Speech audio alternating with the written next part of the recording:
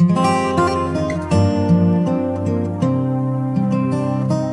from Father. Hi, everybody. We just had, that's our third generation, so we got 3 generations teaching Yahweh's Word. We want to have faithful, be able to teach faithful men who should be able to teach others also. Everybody situated? Uh-huh. Okay. Isaiah, how about you start with the word of prayer? I will do a prophecy. No, just a word of prayer. Thank you, Yahweh. Well, I'll go ahead and do it. Well, Father, we thank you so much for this life, for this country that we're in. We thank you for your word, that we have the freedom to speak it. We bless and send blessings to all the people who will reap the fruit of this teaching of your word. And we thank you for all the abundant life that you've given us. Thank you, Christ, Mashiach, Yahushua, for delivering us from this present evil age. And through you, we come to Ab, Adonai, Yahweh, our Father. Amen. What we'll do is have a word of manifestation of the Spirit, which will be tongues of interpretation, and prophecy, or prophecy. And so we'll go, and that's according to 1 Corinthians 14. And so whoever wants to speak in tongues and interpret or prophesy, we'll just let everybody go. So, Father, we thank you for these words through our Lord and Savior. So anybody who wants to manifest, go ahead. Yambera Kosanda, Manabekisi, Tasara, Dieteres, Dindieteres, Aketio Nadalakiki. I'm with you. I'm with you now as I always am. I live within you. I live around you. I guide you. Allow me to teach you the ways of my word. Allow me to guide you in the paths of my righteousness. I am well pleased. Nuklina nulhai ni kolana sukoi kolina nakoi na sonusul nakalai. My children, run with me. Never stop running. Never slow down on talking to me. Just keep running and never give up. Don't stop and to look at something. Keep running. Keep running with me. Amen. Be bold and stand tall, for I am your backbone and I am your shield. I am always standing there beside you. I will never leave you. I am always there, no matter where you are. If you're in the darkness, in the light, I am always with you, no matter where you are. Even when you think I'm not there, I will never leave you, no matter what. Amen. My children, there's nothing to be scared of. Even the scary times, I'm in you. There's nothing to be scared because I'm always with you. It don't look like I'm always with you, but I am. So there's nothing to be scared of. Amen. My children, stay in tune with me that I may be able to mold you and fashion you. That I will create and I will position you and put you in the places that I need. Stay open to me that I may pour down upon you and fill you. Do not be distracted, but focus in and focus hard. Don't take this life. Don't take this life lightly, but understand that every second that you have it is an opportunity to get better at everything.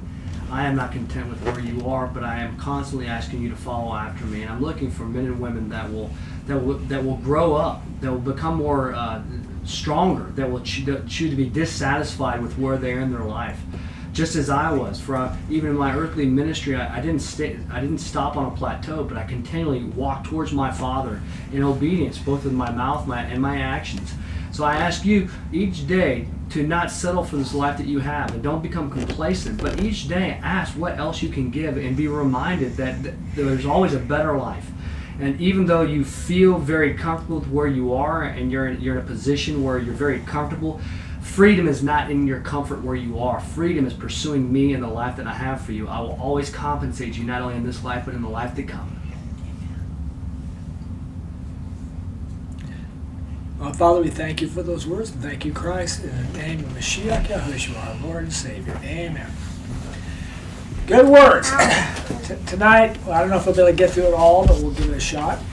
and it's on the co-regents, regency in essence, that there's really two kings and there's two kingdoms. And when we started thinking about it, remember Christ is a king, but we all know that Yahweh is a king throughout the word too. So you're trying to reconcile these together. And really, to give you a definition of a co-regency or co-principality is a situation where a monarchical position, such as king, queen, emperor, or empress, normally held by only a single person, is held by two or more. And we know this is very common. And I don't think our eyes have never been opened too much to the scriptures as they can be once I think this concept comes through. Even though it's not biblical, there's no co-regent. But what we'll see it is throughout the scriptures. Historical examples of this include the co-regency of Frederick of Austria and Louis the Bavarian over the Kingdom of Germany, and the co-regency of William and Mary over England, along with Wales, Scotland, and Ireland. It was also found in Sparta with two kings, San Marino and two captains regents, the ancient Roman Empire, by the termination of Hadrian, and the Byzantine Empire, ancient Egypt, and Nubia. In these cases, as a balance between king and queen, male and female, kings and kingdoms such as Spain and Portugal can also be found. Fernando and Isabel of Castile, Philip I and Joanna of Castile, Philip III, and Maria of Portugal. So we're going to see this is a pretty common situation. Then we can see a father and a son, especially when your kingdom is very large to rule. I'm pretty sure this happened in the Roman kingdoms, and we know it happened in the book of Daniel, where all of a sudden Belshazzar, once Daniel told him his dream, he said, I'll give you a third of the kingdom. And so Belshazzar was a co-regent, and that's why he only had half the kingdom at that time. And so he could only give a third to Daniel, which he did, so that really meant 3 kings, in essence, what it comes down to. So we're going to look at the 2 kingdoms, and this should have sparked our interest right away, the kingdom of heaven and the kingdom of earth. Yahweh is the kingdom of heaven, and Yahushua is going to be the kingdom of what? Earth. Until the final deal. Final call. So we'll begin in Psalms 2, and you guys have got your places, so be one jump ahead of us. So you're in Psalms 2 right now.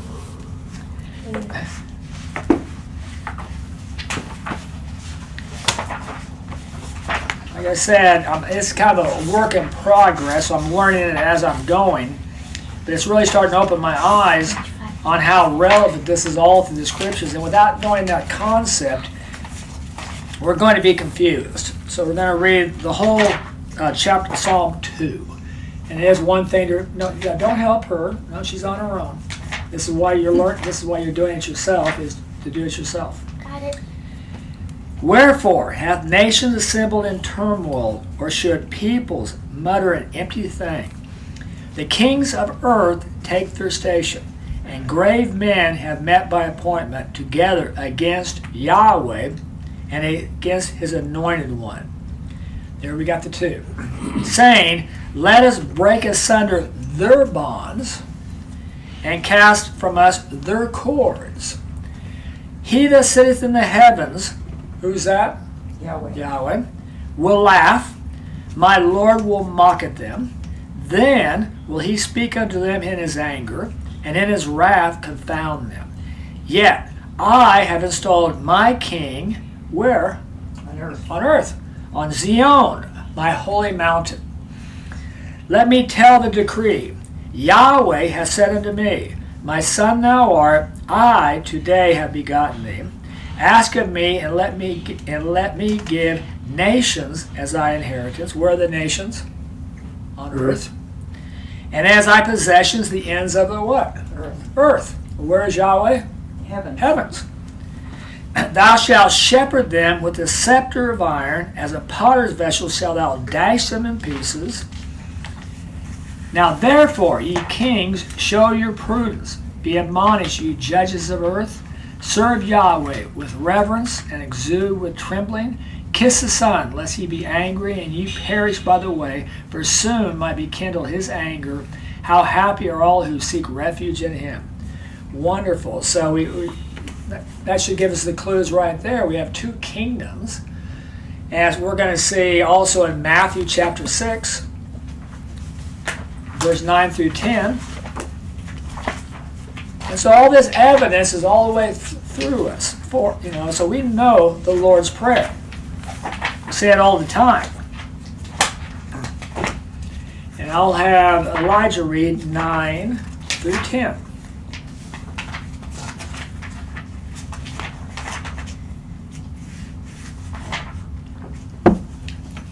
It's 11, Daddy. Yeah, no. Matthew chapter 6, verses 9 through 10. Go ahead, Elijah. Okay. Thus, therefore, pray ye, our Father, who art in the heavens. Where is he? In the heavens. In the heavens. Hallowed be thy name. Come may thy kingdom. Accomplished be thy will, as in heaven also on earth. Where are the two realms? Heaven and earth. Heaven and earth. Heaven and earth. It's always going to be back and forth, heaven and earth. Is Yahushua a man?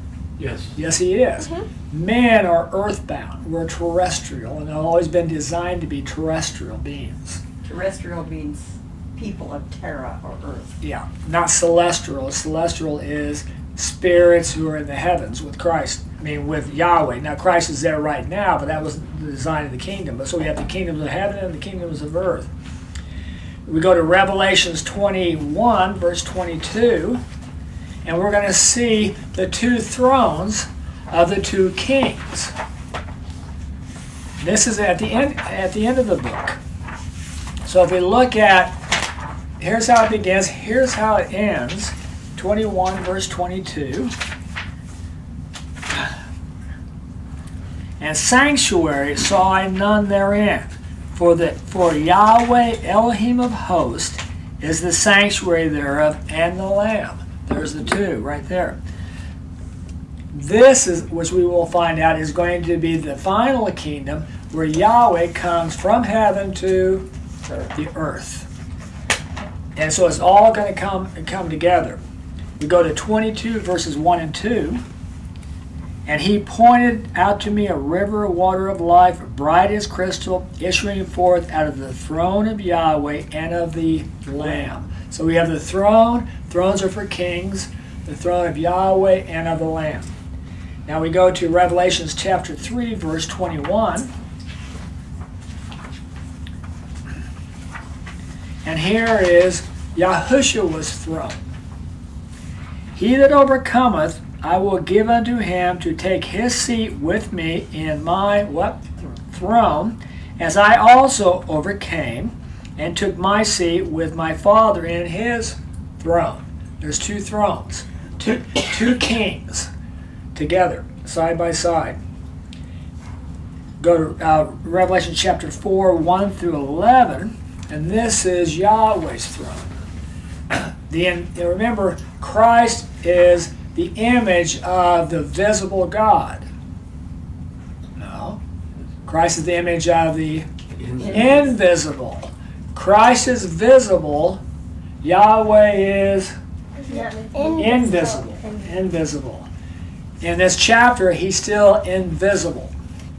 But in chapter 5, the visible image of the invisible Elohim is Yahushua. He is visible.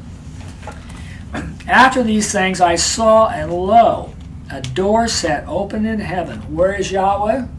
In heaven. Heaven. That's his kingdom, that there will be done on earth as it is already done in heaven. So in heaven, his will is being done. On earth, it is not being done. But it will be. And the first voice which I heard as of a trumpet speaking unto me, saying, Come up hither, and I will point out to thee the things which must needs come to pass.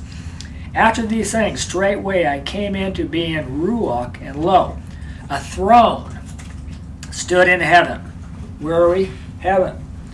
And upon the throne was one sitting, and he that was sitting was like in appearance unto a jasper stone, and a sardius, and there was a rainbow round about the throne, like in appearance unto an emerald. So it's just all glory.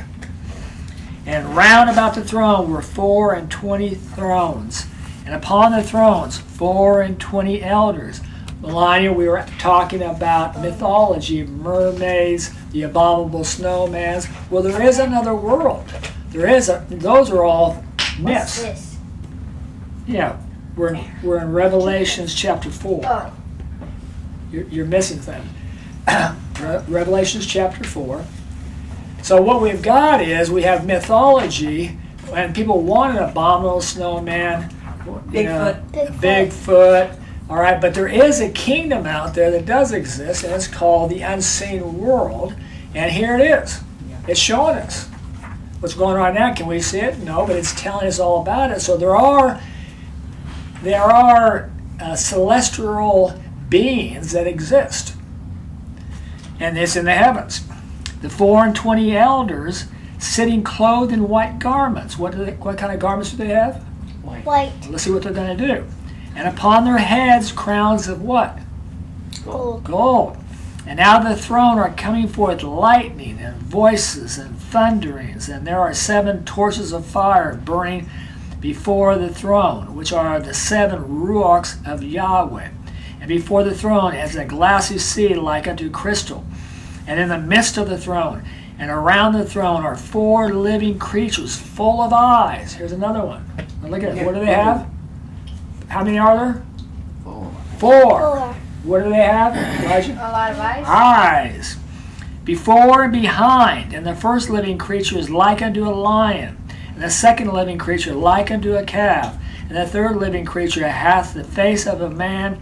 And the fourth living creature is like unto an eagle flying. And the 4 living creatures, each one of them, have severally 6 wings, round about and within, full of eyes. And it cease not saying day and night, saying what? Holy. Elijah? You're not following me. I haven't found the spot yet. Revelation Still chapter 4? I'm still Okay. looking for it. Tim? Holy, holy, holy. Lord God the Almighty, who was and who is coming. And whensoever the living creatures shall give glory and honor and thanksgiving unto him that sitteth upon the throne, unto him that liveth unto the age of ages, the 24 elders will fall down before him, and sitting upon the throne, and do homage unto him that liveth unto the age of ages. Who is this we're talking about? Yahweh. Anybody? Yahweh. Sure, the invisible God. And will cast their crowns before the throne, saying, Worthy art thou, Yahweh, our Elohim, to receive the glory and the honor and the power, because thou didst create all things. Who created all things? Yahweh. And by reason of thy will they were and were created. Chapter 4 is about who?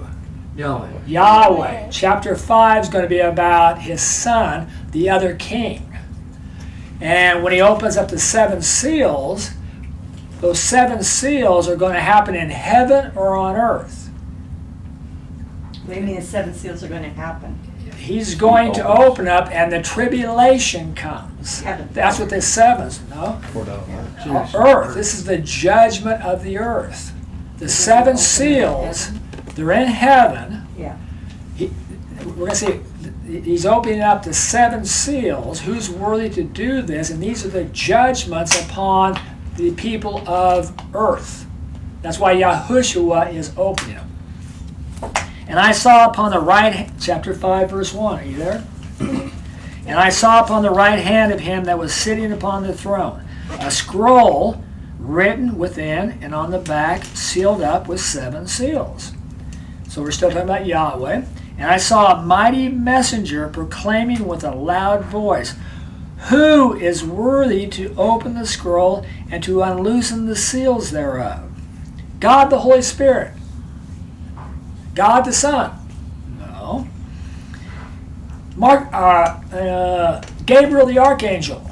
Or Michael the Archangel. Gabriel the messenger. No.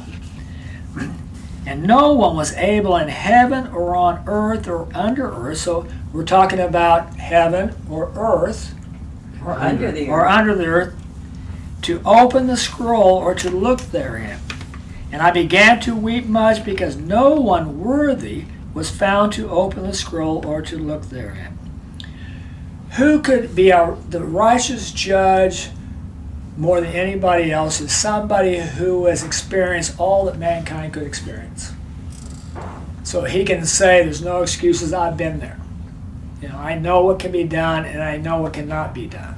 That is Yahushua, our Savior, the man, the mediator between man and Yahweh is Christ Yahushua. Verse 5, and one of the elders said unto me, do not weep. Lo, the Lion, that is of the tribe of Judah. Judah, that's earth beings. The root of David hath overcome to open the scroll and the seven seals thereof. Who's the overcomer? Yahushua. Yahushua. He's from the tribe of Judah, which is a lion, from the root of David. And I saw in the midst of the throne and of the four living creatures and in the midst of the elders a lamb standing, showing that it had been slain, having 7 horns and 7 eyes, which are the 7 ruachs of Yahweh sent forth into all the earth. And he came and at once took it out of the right hand of him. Who's the him? Yahweh. Yahweh. That was sitting upon the throne. And when he took the scroll, the 4 living creatures and the 24 elders fell down before the Lamb, having each one a harp and bowl of gold full of incense, which are the prayers of the saints, and they sing a new song. So there are the two contrasted between the 2 kings, one in the heavens and one who will be on the earth. Now we go to Revelation chapter 19. So we're reading the end of the story, and we see their kingship and the culmination of all that was planned coming into fruition. And then that will help us understand the prophecies in the middle, which we don't quite understand many times, or we take them out of their context. 19, verse 11 through 18. So somebody want to read 11 through 18. And I saw heaven set open, and lo, a white horse, and he that was sitting thereon called Faithful and True, and in righteousness doth he judge and make war, and his eyes are a flame of fire, and upon his head are many diadems, having a name written which no one knoweth but himself, and arrayed with a mantle sprinkled with blood, and his name hath been called the Word of Yahweh. And the armies which were in heaven were following him upon white horses, clothed with fine linen, white, pure. And out of his mouth is going forth a sharp sword, that wherewith he may smite the nations. And he shall shepherd them with a scepter of iron. And he treadeth the winepress of the wrath of the anger of Yahweh the Almighty. And he hath upon his mantle and upon his thigh a name written, King of Kings and Lord of Lords. Sorry for this, Matt. Where is this occurring? Heaven. On earth. On earth, yeah. This is on earth. This is the judgment coming out on the people in the Yes, I saw Harmageddon. heaven. He's coming out of heaven. Okay, yeah. All right, but it's the judgment on Harmageddon. Verse 17. And I saw one messenger standing in the sun, and he cried out with a loud voice, saying unto all the birds that fly in mid-heaven, Hither, be gathered together unto the great supper of Yahweh, that ye may eat the flesh of kings, and the flesh of captains, and the flesh of mighty men, and the flesh of horses, and of them who sit upon them, and the flesh of all, both free and bond, and small and great. There we go. We'll stop there. That is the judgment. He's coming to rule the earth for 1,000 years. The earth, not heaven. Revelations 20, verse 4 and 5. And I saw a throne, and they sat upon them, and sentence of judgment was given unto them. And I saw the souls of them who had been beheaded because of the witness of Yahushua, and because of the word of Yahweh. And as such had not done homage unto the wild beast or unto his image, nor had received the mark upon their forehead or upon their hand, and they lived and reigned with Yahweh. Nope. No, because guess what? They're not in heaven. They're going to be on the earth. Lived and reigned with the Christ for 1,000 years. The rest of the dead lived not until the 1,000 years were ended. So we have to understand, everybody's got everybody going to heaven the minute they die, or going to hell. It's just, it completely defeats the whole word of Yahweh. Then none of this, there is no 1,000-year reign. Everything has already happened, and people are already in heaven, and they're not going to live on the earth. And it's just, you're insane. You haven't even read the book. And so what it shows me, you haven't even read the book, especially the end of the book, the end of the story. So we got a 1,000-year reign going on. Verse 11 and 12. The 1,000-year reign on earth. Why is the 1,000-year reign not perfect? Why is Yahushua in Psalms 2 using a scepter of iron cracking heads? Because there are still evil people on Still here. more. Why are there evil people? Because those people are not immortal. They are mortal. Explain. So there are still men, we're going to be there, who are immortal, incorruptible. We have been changed, and as he is, so will we be. We don't need to be cracked overhead. So you have to say, what is all this going on in the 1,000 years? And why do these people come and try to attack Christ's kingdom? Because they're mortal men. The bad people have not been raised yet. So it's not the bad people raised and unleashed again, because we see here the rest of the dead lived not until the 1,000 years were ended. Yeah. So these are people who, we know who survived the book of Revelations, tribulation, and in my opinion, are also the people who died prematurely without making Yahushua their Lord. I believe they're going to be raised and get a chance to say yes or no in this 1,000-year reign. Which all the babies who died before they were born, etc., people have never had a chance. This is the perfect time for them to exist and to be reigning, to be living under the reign of Christ, Yahushua. And if they don't like it, they can choose, I'm not going to live under this reign. Or they can say, I'm going to live under this reign. And then they will receive life, age abiding, just like we do. Okay, we got that. Verse 11 and 12. And I saw a great white throne, and him that was sitting thereon, which is Yahushua. This is on earth. We're going to see Yahweh coming down a little bit later. Thereof from whose face fled the earth and heaven, and place was not found for them. And I saw the dead, the great and the small, standing before the throne, and books were opened, and another book was opened, which is the book of life. And the dead were judged out of the things written in the books according to their works. And the sea gave up the dead that were in it, and the dead, and Sheol gave up the dead that were in them, and they were judged each one according to their works. And death and Sheol were cast into the lake of fire. This is the second death, the lake of fire. If anyone was not found in the book of life written, he was cast into the lake of fire. So you have to understand, the book of life are people who have chosen through their good works to make Yahushua their Lord, or make Yahweh their Lord. Children don't have that opportunity. And so many times what people try to do is they'll just put them in heaven right away. So Left Behind series, just put them in heaven. Well, that's not fair. For one thing, they've never even made a choice whether they even want to be there. So they must be given another chance to be written in the book of life or to be cast into the lake of fire. Those are two fates. Now we go to 21 verse 1 and 4. Now, death, the other kingdom, Yahweh's up in heaven kingdom, Yahushua is on earth kingdom, the co-regency, or the co-regents, the two kings. Yahushua is always representing who? Yahweh. So it's always that, but this is your kingship, this is my kingship. Now, since death is gone, death is what keeps, in my opinion, death is what keeps Yahweh away from the earth. And now death and Sheol are gone. There's no more uprisings, because now everybody who is going to be present are the people who want to be. All the people written in the book of life are present. All the people who are not in the book of life are where?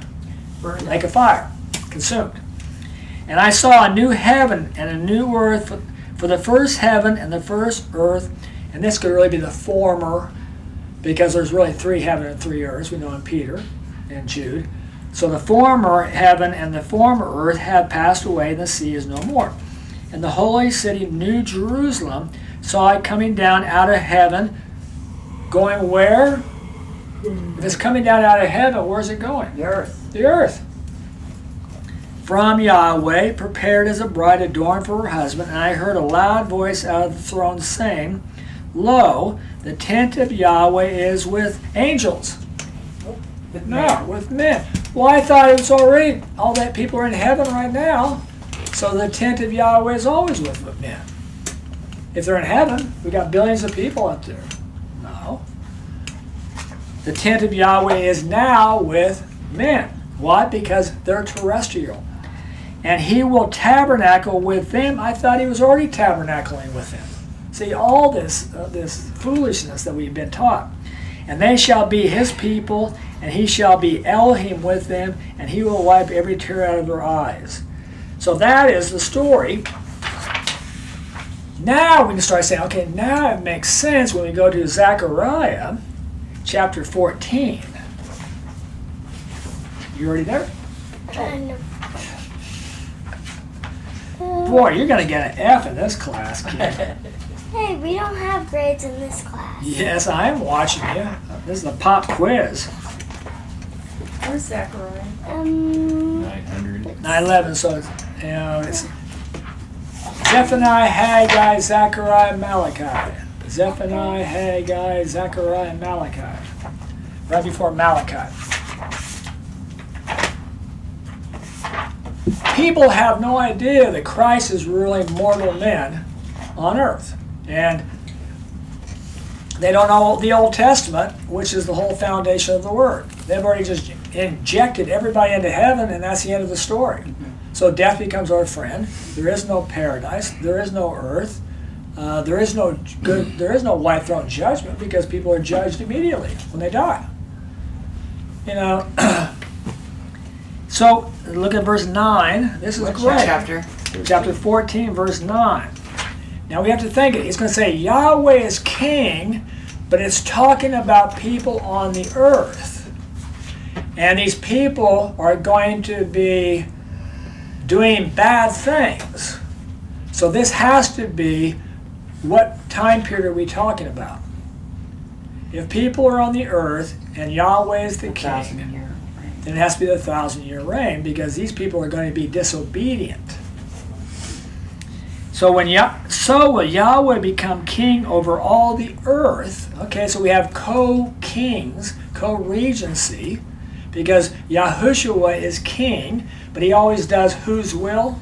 Yahweh's. Yahweh's, which means, it's Yahweh's kingdom and Christ's kingdom, but they're one and the same will. So will Yahweh become king over all the earth. In that day shall there be one Yahweh, and his name be one. And this is all going to explain why, we're going to find out here, why are men doing sacrifices, in the temple? Because we know with Christ's 1,000-year reign, he's going to rebuild the temple to Yahweh, and there's going to be burnt sacrifices like there always is. So what's going on here? Could that be the angels or they're sending these burning the sacrifices? No. Could it be us who have been incorruptible and made like unto him? No, it's not us giving sacrifices. So who's there who's still sinning? It is the mortal man. And so they've got to bring their sacrifices to Yahweh for their sins and for their holidays and everything else, because they haven't made that connection yet. They haven't become immortal or incorruptible. So let's look at this. It's very great. In verse 9 or 10, and all the land shall turn into a plain from Geba to Rimmon, south of Jerusalem, and shall lift herself on high and abide in her own place. From the gate of Benjamin up to the place of the first gate, up to the corner gate, and from the tower of Hananeel up to the wine presses of the king, so shall men dwell therein. And utter destruction shall not be any more, but Jerusalem shall abide in security. And this shall be the plague wherewith Yahweh will plague. No, wait a minute. We know when Yahweh comes to the earth, when is that? That's after death is destroyed, right? Right. It's thrown in the lake of fire. That's in Revelation 21. So that's when he actually comes down, but it's saying Yahweh. So who's our representative of Yahweh? It's Yahushua. And because we have plagues still coming. And this shall be the plague where, and who's these plagues on? Mortals. Men. Yahweh will plague all the people who have made war against Jerusalem. His flesh shall be made to rot while he is in standing upon his feet, and his eyes shall rot in their sockets, and his tongue shall rot in his mouth. And it shall come to pass in that day that there shall be a great confusion from Yahweh among them, and they will lay hold every one upon the hand of his neighbor, and his hand will rise up against the hand of his neighbor. Moreover also Judah will fight with Jerusalem, and the wealth of all the nations round about shall be gathered together, gold and silver and apparel in great abundance. And so shall be the plague of the horse, the mule, the camel, and the ass, and all the beasts which shall be in those camps, like this plague. And it shall come to pass, as for every one that is left out of the nations that came against Jerusalem, they shall come up from year to year to bow down to the King, Yahweh of hosts, and to celebrate the festival of booths, which is a requirement for all Hebrews, the 3 festivals. This is one of them. And so it shall come to pass that whosoever shall not come up out of the families of the earth unto Jerusalem to bow down to the King, Yahweh of hosts, there shall not on them be any rain. Very simply, who's that on? Mortal men, because they're still doing the earth. And if the family of the Egypt shall not come up and shall not enter in unto whom there falleth none, then shall smite them the plague. So death is still present right here. Wherewith Yahweh did plague the nations, because they came not up to celebrate the festival of booths. And this shall be the punishment of Egypt and the punishment of all the nations when they come up not to celebrate the festival of booths. So you're going, okay, so this has to be the 1,000-year reign of Christ. So now that makes sense. It's calling him the kingdom of Yahweh.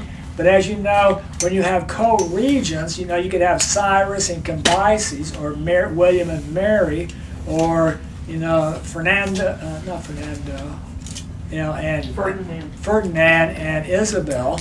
They're co-regents. Joseph and Pharaoh. Yeah, that's what we're going to go into, Joseph and Pharaoh, if we have time. Now we go to David, and here's the whole foreshadowing of Yahushua. So the kingship is on David, 2 Samuel chapter 7. Here's some very insightful things. Christ is of the seed of David. And so we have to say, David was a warrior all of his life. And so there's a huge connection, in my opinion, between David and Solomon. David was a warrior and fought all his life. That's Christ. Christ is going to be the man of steel and velvet. Solomon was a man of velvet. His name means peace. Both of them reigned for 40 years. So my opinion was, why, when you get into the explanation of Solomon's temple, which at the end Solomon fell, why do you give this elaborate description of this huge kingdom that he built, how wealthy it was? Well, that is to show Christ what he's going to get. So Christ is really seeing his temple that Solomon built, and he's going to see his kingdom that Solomon had. So David and Solomon are a half and a half to make a full Christ. Oh, I see. So David's a warrior. Christ is going to be a warrior for 1,000 years on the earth and fight. All right, and then you're going to have this glorious wealth that Solomon had, and his kingdom went everywhere, and the jewels went everything, and so all the pain, because fighting gets very, saddening. But then that he's saying, so this is not for Solomon. This is for Yahushua to be reading his future, in David's life and in Solomon's life, because those were his parents. Isn't that cool? Now, 2 Samuel 7, verse 4. Whoop, I'm not even there yet. I am. Very good. So why don't you start reading? Somebody want to read 4 through 17. What chapter now? I'm sorry. Chapter 7. And this is really beautiful. Well, I better read it. Except the kids. Let's see here. No, I'm 2 Samuel chapter 7, sorry. 4 through 17. This is the covenant that Yahweh is making to Yahushua through David. So, brilliance on what's happening. So, David comes up to Nathan and says, I want to build Yahweh a house. Who's going to build Yahweh a house? Solomon. Yahushua is. Oh. Yeah, so is David and Solomon. But Yahushua is going to build him a house also. That's Ezekiel, the rebuilding of the temple.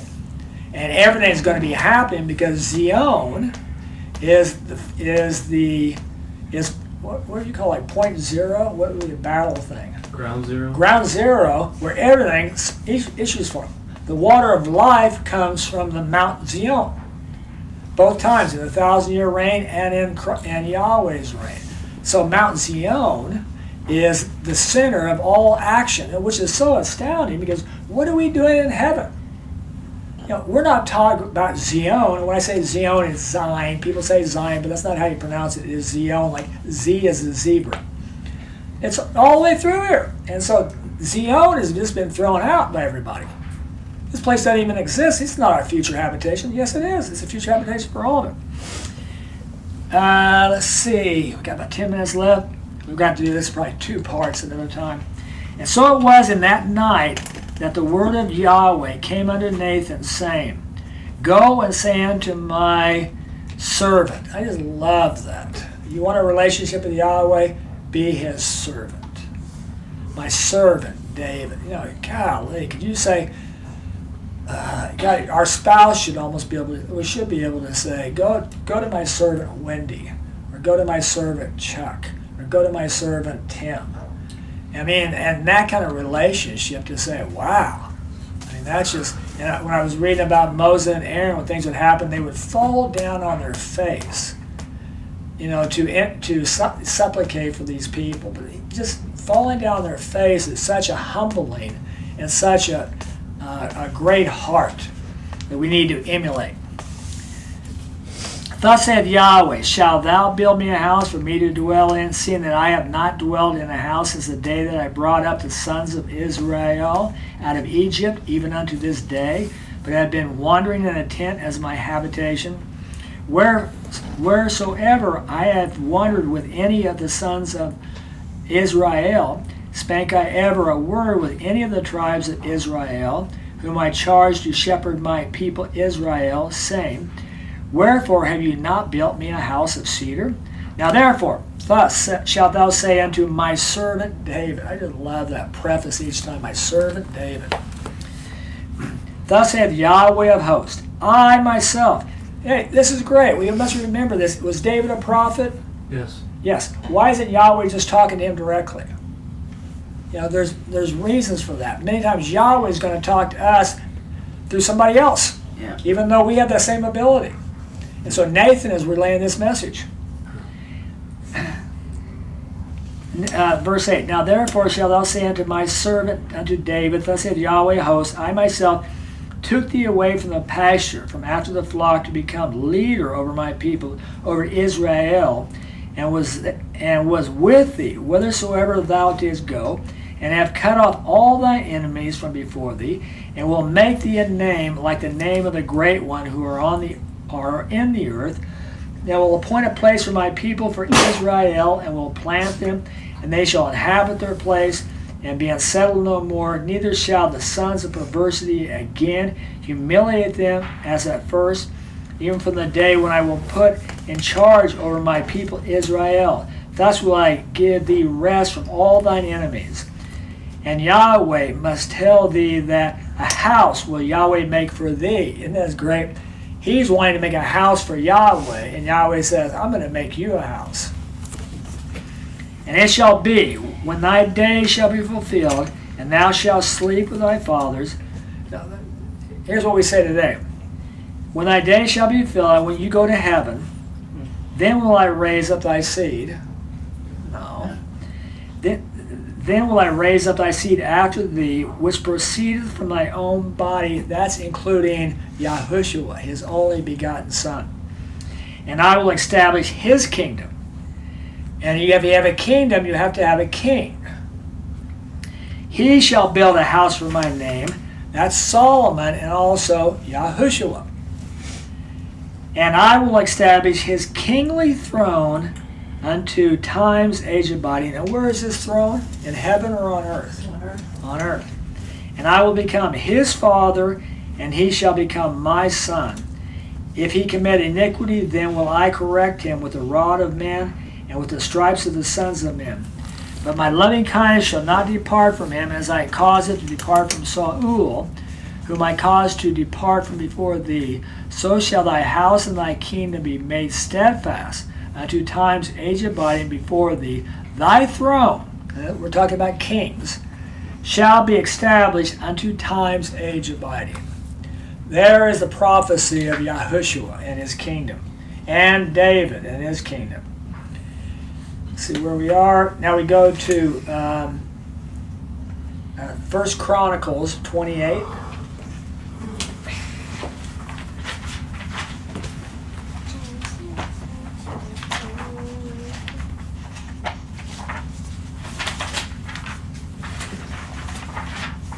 And this is wonderful. Verse 2 through 7. Then David the king rose up on his feet and said, Hear me, my brethren and my people. As for me, it was near my heart to build a house of rest for the ark of the covenant of Yahweh, and for the footstool of our Elohim. Why is it a footstool? Because the earth is his footstool. Where is Yahweh? His kingdom is in the heavens. Yahushua is going to be king on the earth. And I will make ready to build, but Elohim said to me, Thou shalt not build a house for my name. This is great too, that who got the whole design, the revelation of the design of the temple? Who? Moses? No. David. Yeah, David got it. And he got all the building material together. Solomon put it together. But Yahweh gave David all the blueprints. Isn't that great? And like he did with Moses with the tent of meetings. So Moses got all that. David got all this. And so you're still building the temple for Yahweh, and Christ building the temple for Yahweh. 4. Howbeit Yahweh, Elohim of Israel, made choice of me out of the house of my father to become king over Israel, unto times age abiding. For of Judah had he made choice to be chief ruler, and in the house of Judah, or Yoda, the house of my father, and among the sons of my father with me was he well pleased to make me king over Israel. And from among all my sons, for many sons hath Yahweh given me, he hath made choice of Solomon.